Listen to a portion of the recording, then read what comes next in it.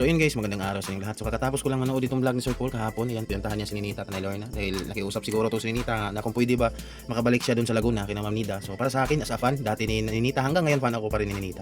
No, pero hindi nang gaanong kasi naumay na rin kasi ako, prangka talaga, naumay na din talaga ako sa pinagagawa ni Ninita, tigasan ng ulo niya, di ba? Kaysa naman sila Ma'am Nida at Tito Herns, medyo may edad na rin sila, yung may stress kay Ninita. So mas mabuti na lang na si Nanay Lorna na lang yung bahala sa kanya, di ba?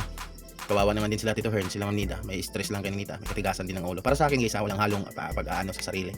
Para sa akin, kayo guys, kayo yung tatanungin ko, ano yung opinion nyo, mas dapat bang bumalik si Ninita doon or sa Laguna or hindi? Dahil para sa akin mas mabuting hindi na lang, diyan na lang siya sa kamay ni Nanay Lorna dahil mas matingnan siya diyan.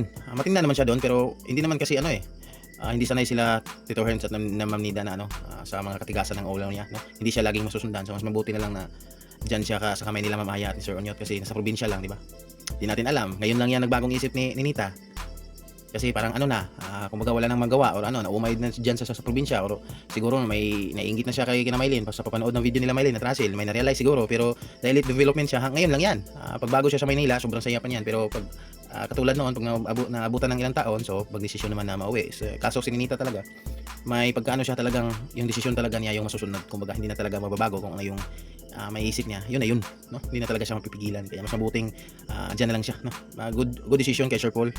Si Nanay Lorna na bahala dyan. Kaysa naman si Ma'am Nida at Tito Herns yung mas stress. Ayun, dito sa comment huwag na pabalikin sa Laguna baka si Ma'am Nida pa ang magka-problema, Sir Paul. Yes. Bago ko lang sinabi guys, no? Nakaka-stress lang sa pamilya nila. Panay sabi, okay sir, pag alis nyo wala rin yan, di rin nakikinig, tigas ng kuputi. Kung anak, ganyan, dos-dosin ko yan para matagam. Dos-dosin, Bisaya pala si Ma'am. Matagam guys is parang maano siya, madala. Bata-bata pa, nasa utak ni Ninita pag-aasawa. Ayun. Di din kasi normal yung pag-iisip ni Ninita. Mas maganda siguro kung hindi siya late development tapos yan yung gawain niya. Mas maganda siguro ba na hayaan ni Nanay Lorna na mag-asawa para siya mismo yung maka-realize ba na ay hindi para bibiro yung pag-aasawa, no? Sobrang hirap. So sa akin kung normal lang yan si Ninita, yung opinion ko talaga pag-aasawahin na yan, wag nang pigilan para maranasan din niya yung hirap ng buhay ng maagang pag-aasawa, bakit siya yung mismo yung maka-realize. Anak mo yan, Nanay Lorna, kailangan mong bantayan, huwag ibaling sa iba ang obligasyon mo, tiisin mo ang ugali ni Ninita. Ayun. Dito nga sa video ni Sir Paul, nasita na naman siya ni Sir Paul kasi pinagsabihan na kasi siya na maraming beses na kahit nasa bahay lang kasi hilig magkolorete ni Ninita. Talagang, iwan ko ba guys, no? Hindi lang sa pag-ano ng salita, iba yung hipokrito, parang may, alam yun, ba? Hilig mag-lipstick, mag-makeup, yung mga ganun. Siguro kaya hinindian na talaga ni Sir Paul sila dito kasi alam din talaga mismo ni Sir Paul parang talaga kahit yung effort nila is talagang wala din talagang mapupuntahan kasi may matigas talaga ulo ni Ninita guys. Tama ka po Sir Paul, wag na ibalik sa Laguna, hirap yan mawala doon. Yun din po ang isang talaga yung rason na hindi talaga siya dapat ibalik doon sa Laguna kasi halimbawa baka doon siya sa Laguna tapos makahanap siya ng mga chat na nasa Manila, nasa Luzon tapos hindi nila mabantayan nila Ma'am Nida, Tito Herns, so baka mag-commute na na siya lang, di ba? Biro mo noon na nung nawala siya nung isang linggo na siya lang isa pumunta ng Cagayan de Oro at ilang oras daw yung biyahe sa late development pero kayang magbiyahe mag-isa basta na usapang lalaki, kayang magbiyahe, no? Gumagana siguro ang utak ni Ninita pag lalaki na yung involved.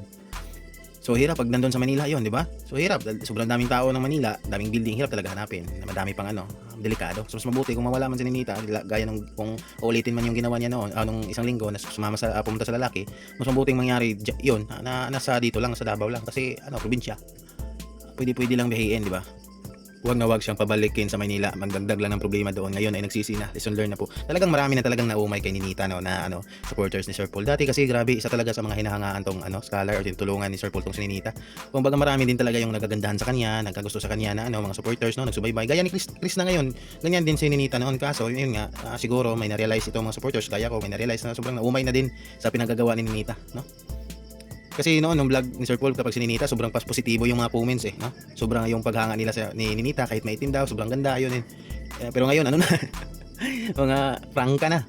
Nakakatuwa talaga si Nets. Opo na naman yan. Ganyan talaga may special needs kasi kung yung kapatid ko ganyan, pag nakagawa ng mali, opo lang ng opo, tapos uulitin na parang walang nangyari. Need lang talaga bantayan ni Nanay Lorna at nila Ma'am Aya, yung city kung sino kinakausap niyan. Aral ka muna Nets, keep safe lagi. So mas kung wala lang sanang sayang lang kasi nandiyan naman talaga yung pag-aaral sa mga estudyante ngayon. Kailangan na talaga yung cellphone pero noon sa panahon daw nila ni Mama kinaya naman na walang cellphone pero ngayon importante daw dahil sa research. Mas maganda sana kung talagang hindi muna pinagamit ng cellphone ni pinagamit ng cellphone si Ninita. So ayun yung rason na kailangan sa pag-aaral. So kailangan din yung cellphone. So mas safe sana yun kung hindi pinagamit ng cellphone. Nung una pa lang is hindi talaga siya pinatry ng cellphone.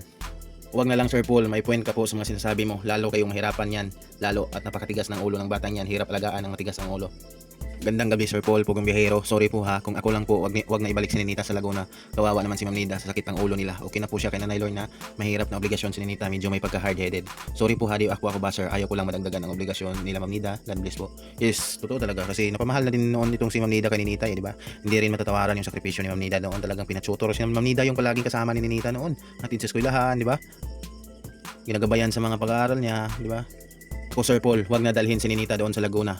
Saan pa yan tutungo? Mag-aasawa din yan si Ninita. Kaya kung maaari, dyan na lang siya. Para kung gusto na ni Ninita mag-asawa, di pagbigyan na lang siya para matapos na lahat. Kahit ano pang sabihin kay Ninita, mag-asawa din yan. Buti pa, pagbigyan na lang siya mag-asawa para matapos ang problema ni Nanay Lorna. Yun lang, yes. Agree ako dito sa comment ni ma'am. Talagang walang filter yung comment niya. Which is, yun din yung observation ko guys. Talagang feel ko talaga pag-aasawa lang yung makapagpatahimik ni Ninita. Para siya mismo makarealize na kung bakit siya pinagbawalan na mag-asawa nila Sir Paul. At mismo maranasan niya yung rason yung mag-asawa siya. So siguro diyan na talaga tatahimik yung buhay na nakapaligid sa kanya. Kaso nga guys, hindi iba kasi yung pag-iisip ni Ninita talaga.